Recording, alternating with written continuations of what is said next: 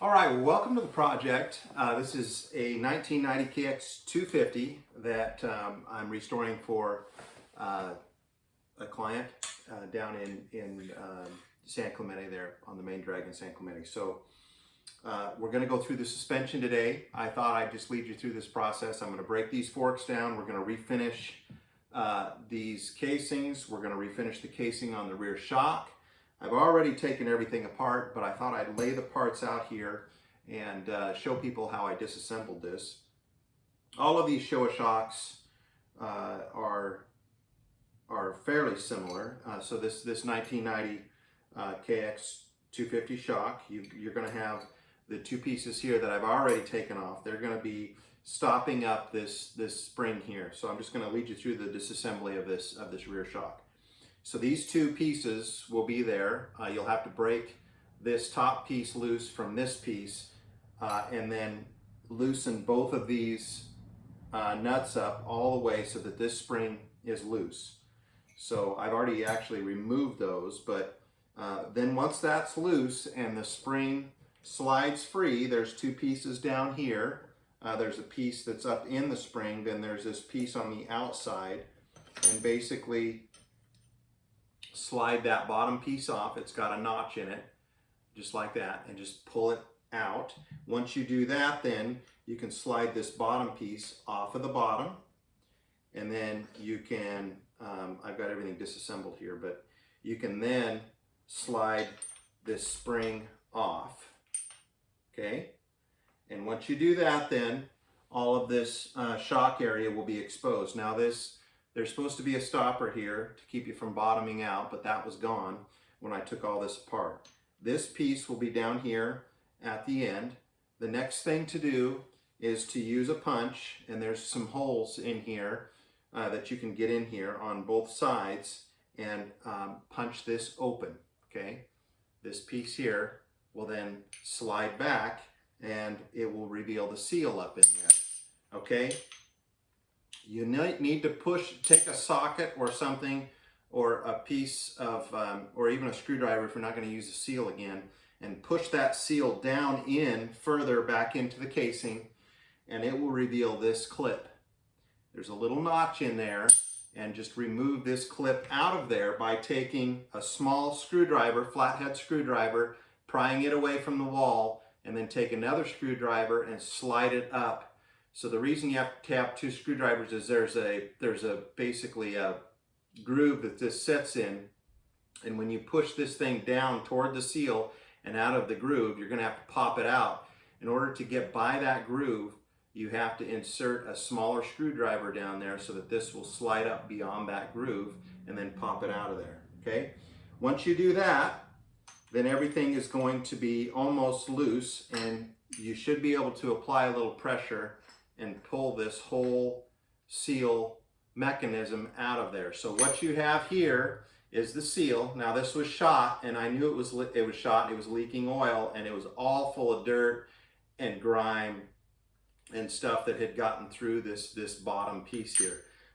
So it was shot. It's I've got a new one on order. It should be in today. And then there's another piece up here, which is actually your shim stack. And your shim stack will determine the ride of the shock, basically.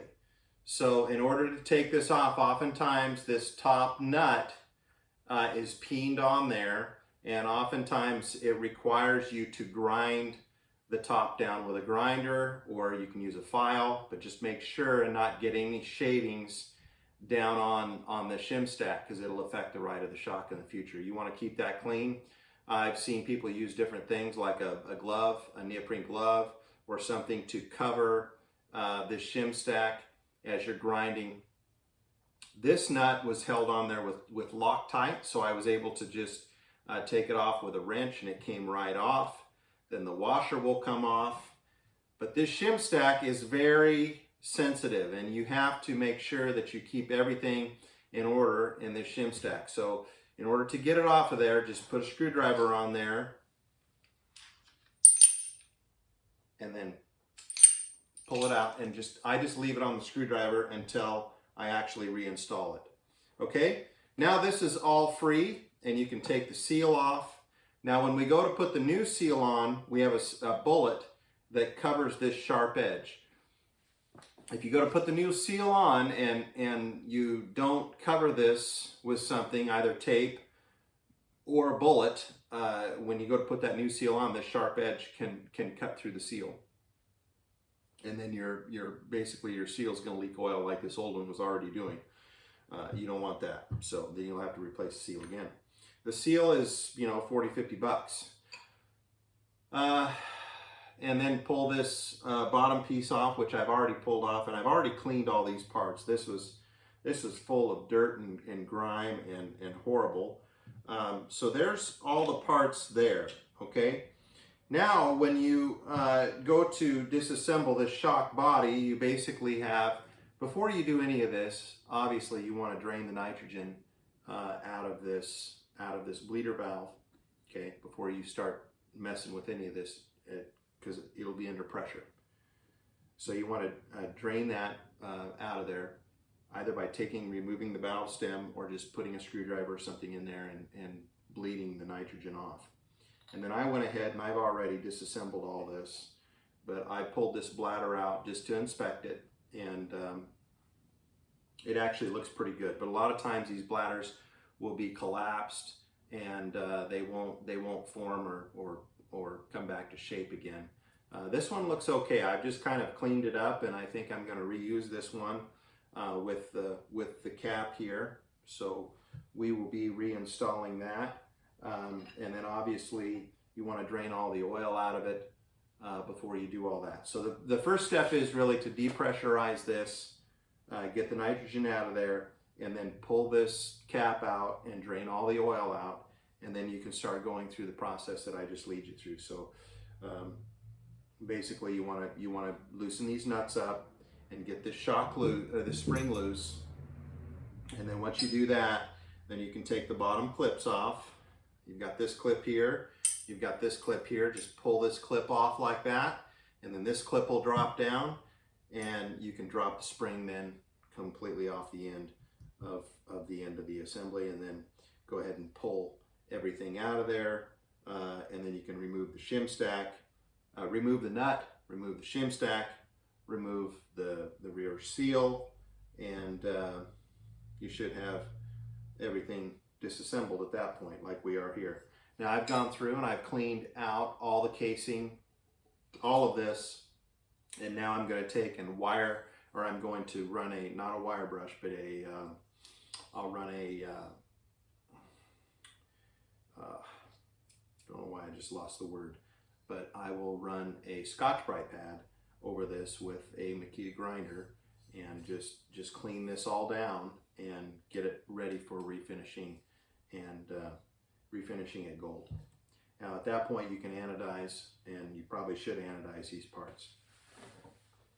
Moving into the front forks, I broke these caps loose when they were in the bike, so made it a little easier. And they are leaking oil here out of the seals, so I'm sure these seals are going to need attention as well. We've got some little scuffs in the little grooves and cuts in the forks that I'm going to have to address and reshape and fill in. And then obviously cleaning all these stickers off. I've got some goo remover that removes these stickers, and then I'm going to Scotch-Brite these down as well and refinish these gold. Client wants them gold. So we'll be going through the disassembly process of that as well. But just wanted to just do a little intro video here of the next phase in the project. So